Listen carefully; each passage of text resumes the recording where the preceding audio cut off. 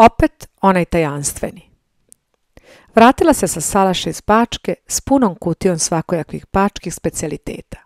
Dali su je jaja, kobasica, sve joj je to zapakovala mati, gospođa Anđelković, vrlo nežna kao i kći i tronuta sudbinom ove mlade devojke. Zadržite vi ovo dete moje za vas, kao odbijala je majka krojačice. Neću, mama, govorila je Neda nazivajući je mama. Neka ovo bude kod vas i tako ćemo zajedno pojesti.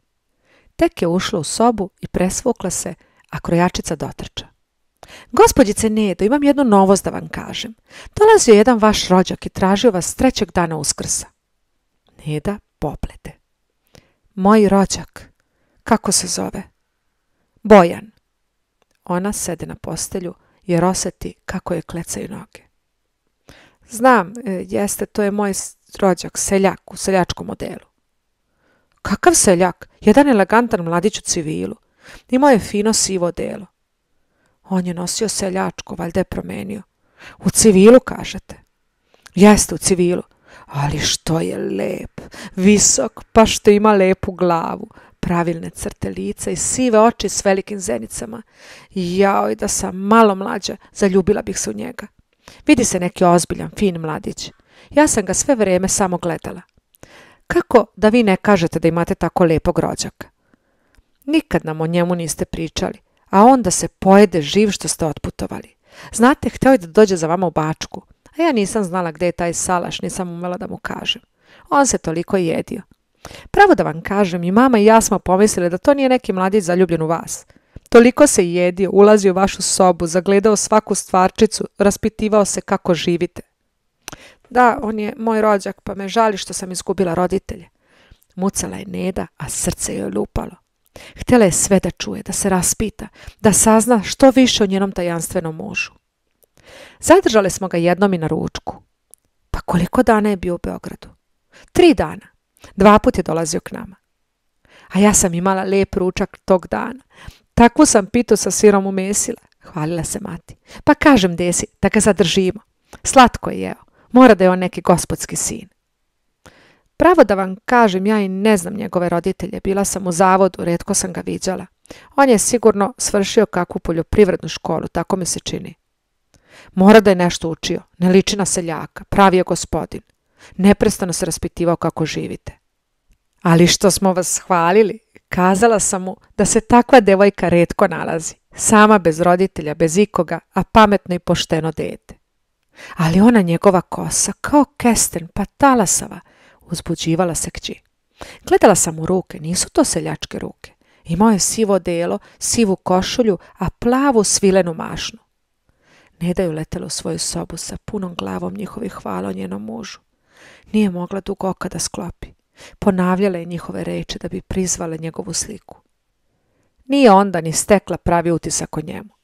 Strah se mešao sa užasom i odvratnošću, a i on joj je bio grub, neosjetljiv, ciničan, a to je sve davalo drugi izraz njegovim crtama. Njegovo psihičko biće joj je izgledalo odvratno i ružilo njegovu spoljašnjost. Sad se magla skidala s tog lika i ona je htjela da vidi tu kestenjavu, talasavu kosu, taj sivi pogled u senci trepavica, tu lepu glavu. Okrenula se ljutito u postelji na drugu stranu, grdeći samu sebe. Šta to nju ima da uzbuđuje? Zar samo zato što su kazali da je lep? A svi njegovi postupci su bili ružni. I ovo što je opet skrio sebe, to mu nikad neće oprostiti. Kao da je neki princ pa čuva svoj inkognito.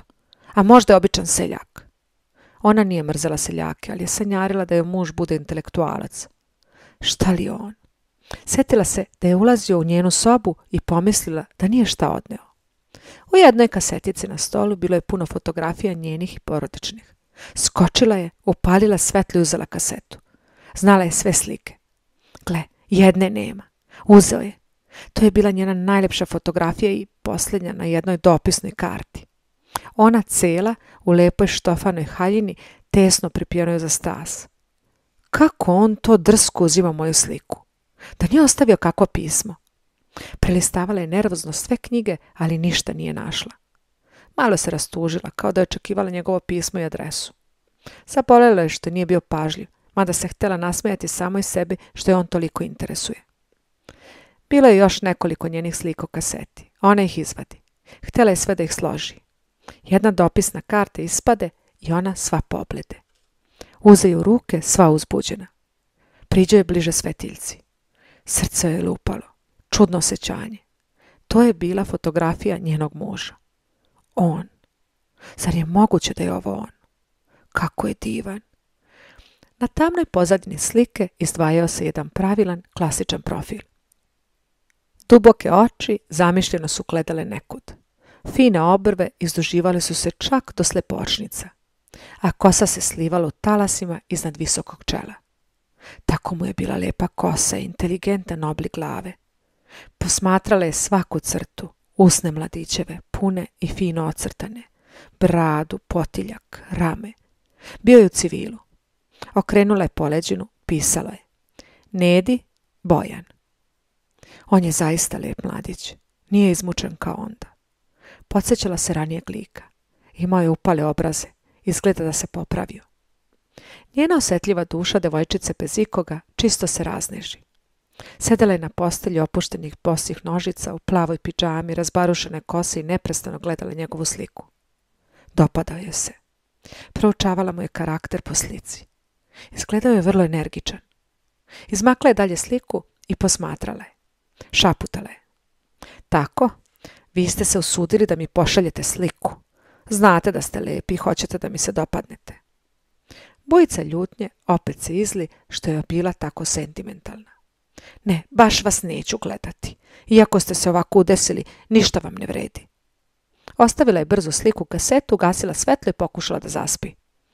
Ali srce nije htjelo da je posluša i rasterivalo je san. U mraku je pred njom bio taj lepi profil i zamišljene oči. Odbacivala je tu sliku i zazivala vijatičarevu. Nastade u njoj dvoboj ta dva lika. Skočila je ponovo, dohvatila njegovu sliku i upalila svetlo. Ležala je i gledala je. Slika je klonula na jastuk, a oči je se sklopiše. Trgla se.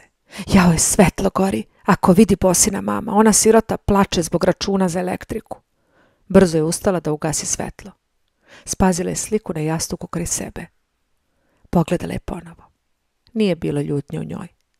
Razbuđena, razneženo ga je gledala.